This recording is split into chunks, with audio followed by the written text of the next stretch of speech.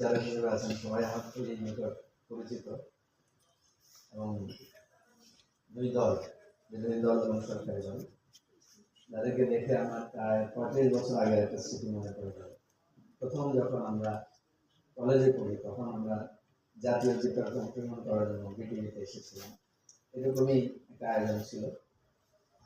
আমাদের তখন বুক খুব ধুকধুক করছিল, পা কষ্ট করে কাঁপছিল, কিন্তু এদেরকে দেখলাম এরা খুবই অত্যন্ত সাবলীল ভাবে তারা তাদের বক্তব্য দিয়েছে। আমাদের সময় কিন্তু এই ধরনের সংসদীয় বিতর্ক ছিল, এটা ছিল একজনের পক্ষ বিপক্ষ বিতর্ক। কিরণ ভাই এই ধরনের একটা আয়োজন করেছেন, যেটাতে আমি যখন ব্রিটেনে গিয়েছিলাম পার্লামেন্ট হাউস দেখার জন্য, সেখানে দেখলাম যে সেখানে এই ধরনের মক ট্রায়াল করা হয়।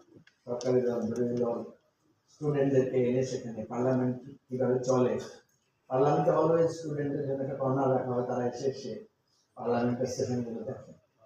ফলে ইয়ুথ বয়স থেকেই তারা এই সংসদীয় বিতর্ক, গণতান্ত্রিক রীতিনীতিটা তারা সেখান থেকে শিখতে পারে। দীর্ঘদিন ধরে চেষ্টা করছেন এবং এটার জন্য পাইনিয়ার।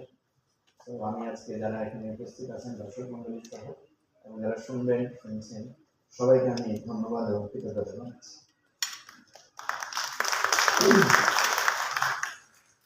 আজকে যে বিষয়টা নিয়ে আলোচনা হলো, এমন একটা সময় যেটা খুবই রিলেভেন্ট আমাদের, মানে এমন একটা সময়ে এই আলোচনাটা এসেছে যখন আমাদের ইলেকশনের একটা ফুললি, যেখানে আমাদের প্রধান উপদেষ্টা প্রফেসর ইউনূস বলছেন যে আমার এখন আমার অন্তর্বর্তীকালীন সরকারের দ্বিতীয় অধ্যায় শুরু এবং সেটার মেইন ফোকাস হচ্ছে ইলেকশন, এবং সেই ইলেকশনে ভূমিকাটা কি হবে কার, সেটা নিয়েই আজকে আমাদের তরুণরা ঢাকা কলেজ এবং কমার্স কলেজ যেদিকে কথা করবো, এখানের মধ্যে দিয়ে কিন্তু আমরা একটা জাতীয় বিতর্কের বা জাতীয় আলোচনার একটা সূত্রপাত দেখতে পেলাম।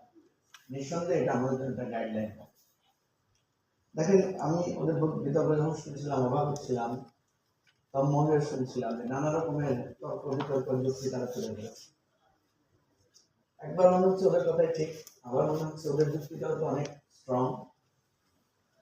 দেখেন, আমাদের দেশে কি হয়েছে, জনগণ ভোট দিয়েছে কিন্তু ফলাফল দেখা গেছে উল্টা। এরকম ইলেকশন হয়েছে না?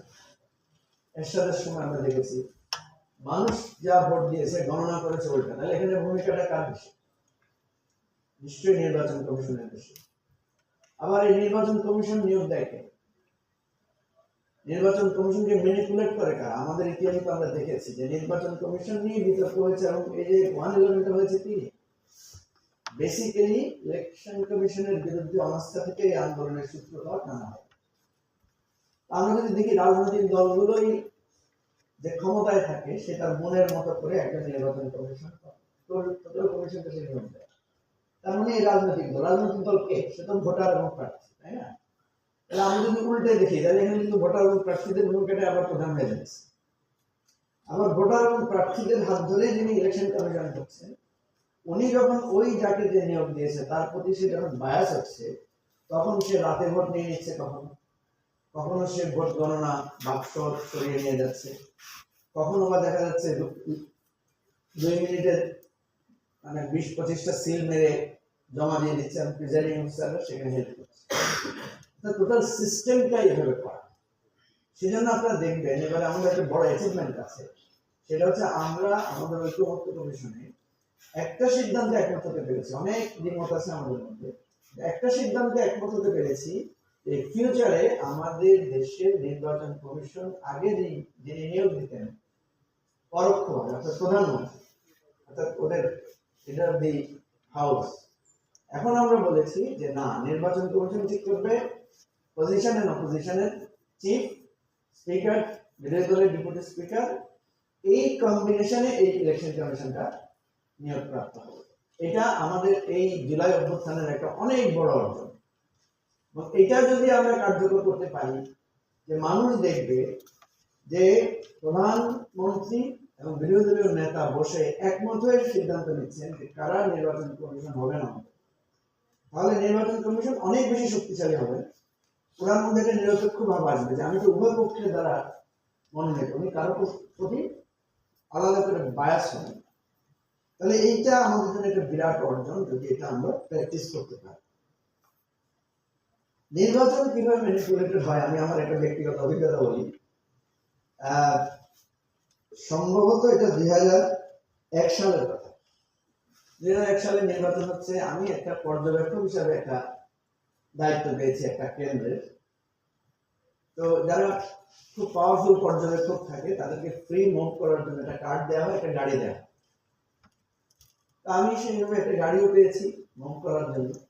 আপনারা জানেন 2001 সালের ইলেকশন ছিল খুবই সিরিয়াস ইলেকশন, আপনারা যেটা প্রশংসা করছেন সবাই, কিন্তু সেই নির্বাচনের একটা সূক্ষ্ম সমস্যা আমার চোখে ধরা পড়েছে, কিভাবে আমি সেটা বলছি। তা আমি যেহেতু পর্যবেক্ষক, আমি লিস্ট করলাম কোন কোন কেন্দ্রে থ্রেট আছে বেশি, কারণ সব কেন্দ্র তো পরিদর্শন করা সম্ভব না।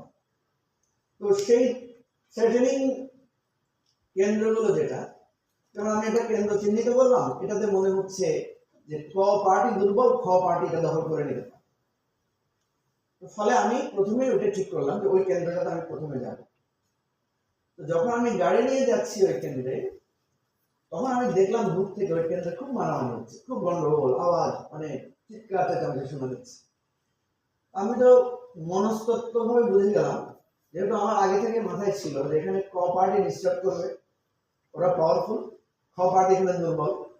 সুতরাং আমি গাড়ি ব্যাক করে বিডিআর, ওখানে পাশে বিডিআর ক্যাম্প ছিল, বিডিআর ক্যাম্পে আসলাম, এসে ওদেরকে রিপোর্ট করলাম আমার ওই ধারণা থেকে যে এই যে অমুক নাম্বার অমুক কেন্দ্রে খ পার্টির লোকেরা গন্ডগোল করছে এবং ক পার্টির লোকদের পরে খুব মারধর করছে, আমি দেখে এসেছি, তো আপনারা একটু মুভ করেন।